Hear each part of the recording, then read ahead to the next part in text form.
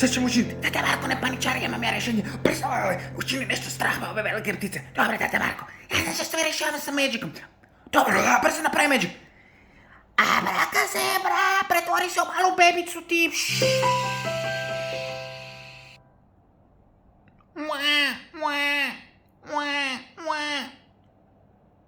Tata Marko, uspjeli smo, vidi bebicu.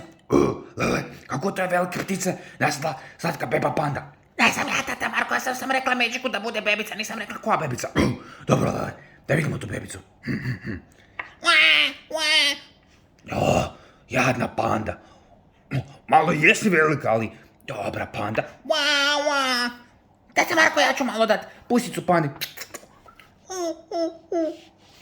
Viš, tata Marko, odmah mu je bolje. Mala bebica pandica. Kuku, kaka, Lele, koliko će to dugo ostati panda? Koliko Magic traje? Ne znam, tata Marko, dok ju ne naljutimo. Bolje da ju ne naljutimo. Kuku, kaka, kaka.